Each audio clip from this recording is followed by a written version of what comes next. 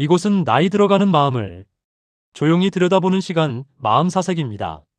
오늘은 소박한 삶의 마지막 보상에 대해 함께 생각해 보려 합니다. 저녁상에 숟가락 하나를 더 꺼냈다가 다시 넣어본 적 있으신가요? 누가 보는 것도 아닌데 그 작은 동작 안에 하루치 감정이 들어있을 때가 있습니다. 72세인 어씨는 저녁 6시가 조금 넘으면 전기밥솥에서 밥 한 공기만 퍼냅니다. 멸치볶음과 묵은지, 아침에 끓여둔 된장국을 데우는 게 저녁의 전부입니다. 그날도 그렇게 상을 차리는데 딸에게서 문자가 하나 왔습니다. 이번 주말은 못 갈 것 같아요. 짧은 한 줄이었습니다. 괜찮다고 답장을 보내고 습관처럼 꺼냈던 숟가락 하나를 다시 서랍에 넣었습니다. 된장국 김이 천천히 오르는데 식탁 맞은편은 끝내 비어 있었습니다. 적게 차린 식탁이 서운한 날도 있지만 이상하게 그 정막이 버겁기만 하지는 않은 날도 있습니다. 그 차이가 어디서 오는 건지 본인도 아직 잘 모르겠다고 했습니다. 비슷한 저녁을 보내는 분이 또 있습니다. 68세인 B씨는 동네 내과 대기실에서 혈압을 재고 처방전 봉투를 손에 쥔 채 한참을 앉아 있었습니다. 소독약 냄새와 젖은 외투 냄새가 섞인 대기실은 이상하리만큼 조용했습니다. 예전에는 통장 숫자나 집값 뉴스가 마음을 먼저 흔들었는데 요즘은 계단 2층을 올라가도 무릎이 덜 아픈 날이 더 반갑습니다. 밤새 한 번도 깨지 않고 잔 다음 날이면 별일 없어도 살만하다는 생각이 듭니다. 몸이 줄여놓은 욕심 앞에서 사람은 자기도 모르게 기준을 다시 배우게 됩니다. 원해서 바뀐 것이 아니라 몸이 먼저 알려준 것에 가깝습니다. 마음만 달라지는 게 아닙니다. 장바구니도 달라집니다. 66세인 D씨는 해질 무렵 시장에서 두부 한 모와 애호박 하나만 사서 천천히 집으로 걸어옵니다. 장바구니는 전보다 훨씬 가벼웠고 비닐이 스치는 소리만 또렷했습니다. 예전 같으면 손님 올 때를 생각해 이것저것 더 담았겠지만 이제는 냉장고를 비우는 일이 채우는 일보다 중요해졌습니다. 집에 돌아와 보리차 한 잔을 따라 창가에 앉으면 하루가 특별해서가 아니라 무사해서 고맙다는 마음이 듭니다. 그 마음이 초라한 건지 아니면 늦게 찾아온 평온인지 자신도 가끔 오래 들여다보게 됩니다. 많이 가지지 못한 삶이었습니다. 남들처럼 크게 이룬 것도 자랑할 만한 것도 딱히 없다고 느끼는 저녁이 있습니다. 그런데 이상한 일입니다. 예전보다 마음이 덜 흔들립니다. 불안이 사라진 건 아닌데 불안의 크기가 달라진 것 같기도 합니다. 가벼워졌는데도 어딘가 서늘한 그 마음을 아마 많은 분이 이미 알고 계실 겁니다. 그게 체념인지 아니면 오래 걸려서 도착한 어떤 것인지 오늘은 그 이야기를 천천히 꺼내보려 합니다. 오래전 독일의 철학자 쇼펜하우어는 이런 말을 남겼습니다. 인간의 행복에 가장 크게 기여하는 것은 그가 무엇을 소유하느냐보다 그가 어떤 사람인가이다. 인생의 지혜에 나오는 문장입니다. 젊은 시절에는 얼마나 모았는지 누구에게 인정받았는지가 자신을 설명해주는 것처럼 느껴집니다. 직함이 있고 통장에 숫자가 쌓이고 사람들이 이름을 기억해주면 그것이 곧 나라고 믿었습니다. 그런데 그것들이 하나씩 사라진 뒤에도 자신은 여전히 여기 있습니다. 아침에 일어나고 밥을 짓고 해가 지면 불을 끕니다. 명함이 사라지고 전화가 줄어든 뒤에도 남는 사람은 자기 자신입니다. 그러니까 노년에는 더 직접적인 기준이 남는 겁니다. 혼자 있는 저녁이 견딜만한지, 작은 불편 앞에서 마음이 얼마나 흔들리지 않는지, 자신을 얼마나 부끄럽지 않게 바라볼 수 있는지가 하루의 품질을 좌우합니다. 가진 것이 적다고 해서 그 힘마저 적은 것은 아닙니다. 가진 것이 줄어들수록 사람은 자기 자신과 더 오래 마주하게 되는 경우가 많습니다. 결국 하루를 지탱하는 것은 통장 잔고가 아니라 저녁을 혼자 보내는 자기 자신을 얼마나 견딜 수 있느냐의 문제입니다. 가진 것에 대한 이야기를 조금 더 해보겠습니다. 쇼펜하우어는 또 이렇게 말했습니다. 부는 바닷물과 같아서 마시면 마실수록 더 목마르다. 같은 책에 나오는 문장입니다. 욕망은 채우는 방식으로는 좀처럼 끝나지 않는다는 말입니다. 조금 더 넓은 집, 조금 더 많은 저축, 조금 더 나은 체면을 얻어도 마음의 갈증은 쉽게 사라지지 않습니다. 돌이켜보면 더 가지려고 애쓰던 시절이 가장 불안했던 시절이기도 합니다. 남들이 가진 것을 보고 마음이 급해지던 밤, 아이들 학원비를 맞추려고 계산기를 두드리던 새벽, 그때는 채우는 일이 곧 살아가는 일이었습니다. 갈증은 물건보다 비교해서 더 커지고 비교는 나이가 든다고 쉽게 끝나지 않습니다. 그래서 소박함은 적게 가지라는 도덕이 아니라 끝이 없는 비교에서 한 걸음 물러나는 태도에 가깝습니다. 물러난 자리에서 비로소 갈증이 조금 잦아드는 겁니다. 더 이상 끊임없이 원하지 않아도 되는 상태, 그것이 소박함이 도달하는 지점입니다. 채움의 문제가 지나면 피할 수 없는 것이 하나 더 있습니다. 몸입니다. 쇼펜하우어는 이런 말도 했습니다. 우리 행복의 9부분은 건강에 달려있다. 역시 인생의 지혜에 나오는 문장입니다. 나이가 들수록 건강은 배경이 아니라 삶의 조건 그 자체가 됩니다. 많이 성취한 하루보다 무릎이 덜 아프고 잠이 깊었던 하루가 더 귀하게 느껴지는 이유가 여기에 있습니다.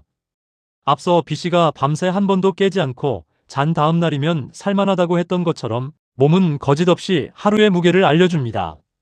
젊을 때는 건강이 당연한 바닥이어서 느끼지 못했지만 그 바닥이 흔들리기 시작하면 그 위에 올려놓았던 것들이 얼마나 가벼운 것이었는지 비로소 알게 됩니다. 소화가 잘 되는 저녁, 덜 아픈 아침, 그런 평범함이 왜 귀한지 그때 처음 또렷해집니다. 몸이 보내는 신호 앞에서는 자존심도, 체면도, 남과의 비교도 한순간에 뒷자리로 밀려납니다. 소유, 욕망, 건강. 결국 하나씩 걷어내고 나면 남는 것은 자기 자신뿐입니다. 쇼펜하우어는 이런 문장도 남겼습니다. 인간은 혼자 있을 때에만 온전히 자기 자신일 수 있다. 역할이 많았던 시절에는 혼자 있는 시간이 비어있는 것처럼 느껴졌을 겁니다. 채워야 할 빈자리처럼 보였을 수 있습니다. 누군가를 만나야 하루가 의미 있고 어딘가에 불려가야 쓸모가 있다고 여겼던 때가 있었습니다. 하지만 노년에는 오히려 그 시간이 자신이 어떤 사람인지 또렷하게 보여줍니다. 아무도 찾지 않는 오후에 창밖을 보며 떠오르는 생각, 텔레비전을 끄고 난 뒤에 고요 속에서 자기 호흡을 듣는 순간, 그런 시간이 가장 솔직한 자기 자신을 만납니다. 외로움을 아름답다고 말할 수는 없습니다. 하지만 홀로 있는 시간이 예전만큼 낯설지 않게 되는 순간은 있습니다. 그 시간을 버티는 법을 배우는 것, 노년에는 그것이 꽤 큰 변화가 됩니다. 냉정한 이야기였습니다. 듣기 편한 말은 아니었을 겁니다. 하지만 쇼펜하우어의 말이 오래 남는 이유는 그것이 위로가 아니라 사실에 가깝기 때문입니다. 사실 앞에서 고개를 끄덕이는 일은 쉽지 않습니다. 쉽지 않지만 피할 수도 없습니다. 그래도 그 사실 앞에 서는 것, 그것이 소박한 삶이 먼저 가르쳐주는 태도일지 모릅니다. 여기서 잠시 책을 덮고 당신 자신에게 물어보는 시간을 갖겠습니다. 정답이 필요한 질문은 아닙니다. 맞고 틀린 것도 없습니다. 그냥 떠오르는 대로 마음속에 놓아두시면 됩니다. 당신은 요즘 채워서 안심되는 것보다 덜어내서 편해지는 일이 더 많지 않으신가요? 서랍을 정리하거나 약속을 하나 줄이거나 냉장고를 비우는 일이 오히려 하루를 가볍게 만들어준 적이 있으신가요? 채우던 방향이 달라진 것이 아쉬운 건지 자연스러운 건지, 그리고 그 달라짐을 처음 알아차린 것은 언제였나요? 여러분은 집안에서 가장 자주 머무는 자리에서 예전보다 조용함을 더 오래 견디게 되셨나요? 텔레비전을 켜지 않아도, 라디오를 틀지 않아도 그 고요가 예전만큼 무섭지 않은 날이 오고 있으신가요? 아니면 아직은 소리가 없으면 마음이 허전하신가요? 그 고요 속에서 오히려 마음이 덜 급해지는 순간은 없으신가요? 당신은 아직도 누군가에게 보여주기 위한 소비나 체면을 마음 한켠에 남겨두고 계신가요? 입지 않는 옷을 버리지 못하는 것, 쓰지 않는 그릇을 찬장에 두는 것, 혹시 그것이 물건이 아니라 예전에 자기를 붙들고 있는 건 아닌지. 그것을 내려놓는다면 빈자리에는 무엇이 올까요? 서운함일까요? 아니면 생각보다 빨리 찾아오는 가벼움일까요? 젊은 날 끝까지 붙들었던 기준들 가운데 지금 돌아보면 꼭 그럴 필요는 없었던 것이 있으신가요? 남들만큼은 해야 한다고, 이 정도는 갖춰야 한다고 다그쳤던 잣대가 있었을 겁니다. 그때는 그것이 자신을 지켜주는 울타리라고 믿었을 수 있습니다. 그 잣대를 지금도 꼭 들고 계셔야 할까요? 내려놓은 뒤에도 자신은 여전히 서 있지 않을까요? 몸이 예전 같지 않다는 사실이 오히려 무엇이 중요한지를 더 분명하게 가르쳐준 적은 없으신가요? 계단이 힘들어졌을 때, 눈이 침침해졌을 때 그 불편함이 짜증만 남긴 것이 아니라 의외로 선명한 깨달음을 하나 건네준 순간이 있지 않으셨나요? 그 깨달음은 어떤 모양이었나요? 그래서 요즘 당신에게 가장 좋은 하루는 대단한 일이 있던 날인가요? 아니면 아무 일도 없이 조용히 끝난 날인가요? 여러분에게 소박한 하루는 가끔 초라하게 느껴지나요? 아니면 어렵게 얻은 평온처럼 느껴지나요? 초라함과 평온이 같은 저녁 안에 함께 들어앉아 있던 날은 없으셨나요? 한쪽으로 깔끔하게 정리되지 않는 자신을 이제는 조금 덜 다그쳐도 되지 않을까요? 정리되지 않은 채 안고 가는 것이 지금의 당신에게 더 솔직한 답은 아닐까요? 당신이 마지막까지 지키고 싶은 것은 남에게 보이는 체면입니까? 아니면 혼자서도 흔들리지 않는 마음입니까? 둘 다라고 답하셔도 괜찮습니다. 다만 둘 중에 어느 쪽이 더 오래 자신을 지켜주었는지 그건 이미 알고 계실 수도 있습니다. 체면을 내려놓았던 어느 날 오히려 마음이 편했던 기억은 없으신가요? 지금의 삶에서 이미 충분하다고 말할 수 있는 작은 장면 하나가 여러분에게는 있으신가요? 거창한 장면이 아니어도 됩니다. 보리차 한 잔의 온기, 창밖으로 들어오는 늦은 오후의 햇살, 별일 없이 하루가 끝났다는 안도, 그런 것이면 충분합니다. 그 장면은 언제 가장 또렷해지나요? 아침인가요? 저녁인가요? 아니면 아무도 찾지 않는 오후인가요? 조금 무거운 이야기를 지나왔습니다. 쇼펜하우어의 말은 날카로웠지만 그 날카로움이 닿는 곳에는 우리가 이미 알고 있던 사실이 있었습니다. 직시가 끝난 자리에서야 사람은 비로소 자기 삶을 다른 눈으로 바라보게 됩니다. 여기서부터는 결이 조금 달라집니다. 같은 시대를 살았지만 쇼펜하우어와는 사뭇 다른 눈으로 세상을 바라본 철학자 니체의 이야기입니다. 니체는 이렇게 말했습니다. 가장 위대한 사건은 우리의 가장 시끄러운 시간이 아니라 가장 고요한 시간에 일어난다. 차라투스트라는 이렇게 말했다에 나오는 문장입니다. 젊을 때는 큰 사건이 인생을 바꾼다고 믿기 쉽습니다. 승진, 이사, 결혼, 누군가의 등장과 퇴장, 그런 일들이 삶의 방향을 결정한다고 생각했습니다. 하지만 나이가 들수록 사람을 깊게 바꾸는 것은 대개 아주 조용한 순간입니다. 식탁을 치우고 난 뒤의 정막, 해질 무렵. 창가에 앉아있는 시간, 별일 없던 하루를 고맙게 느끼는 마음이 삶의 결을 조금씩 바꿉니다. 디 씨가 보리차 한 잔을 따라 놓고 창가에 앉아 무사한 하루의 고마움을 느꼈던 것처럼 그 고요는 비어있는 것이 아니라 천천히 차오르는 것에 가깝습니다. 이 고요는 할 일이 없어 생긴 공백이 아니라 수많은 역할을 지나온 끝에 남은 밀도일 수 있습니다. 비어 보이던 시간이 실은 가장 가득 찬 시간이었다는 것을 나중에야 알게 됩니다. 그 고요 속에서 만나게 되는 것이 있습니다. 바로 자기 자신의 삶입니다. 니체는 이런 말을 남겼습니다. 나의 위대함의 공식은 아모르 파티, 자기 운명을 사랑하는 것이다. 이 사람을 보라에 나오는 문장입니다. 운명을 사랑하라는 말이 처음에는 너무 크게 들릴 수 있습니다. 고통까지 사랑하라는 뜻인가 하고 반감이 들 수도 있습니다. 하지만 니체의 이 말은 고통을 미화하라는 뜻이 아닙니다. 내가 살지 못한 삶과 끝없이 비교하며 지금의 삶을 하찮게 여기지 말라는 뜻에 가깝습니다.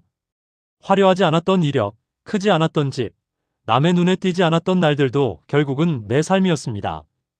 그것을 인정하는 순간 사람은 비로소 자기 생애와 화해하게 됩니다. 아모르 파티는 체념이 아닙니다. 좋았다고 우기는 것도 아닙니다. 내 것이 아니었던 삶을 오래 부러워하지 않게 되는 일입니다.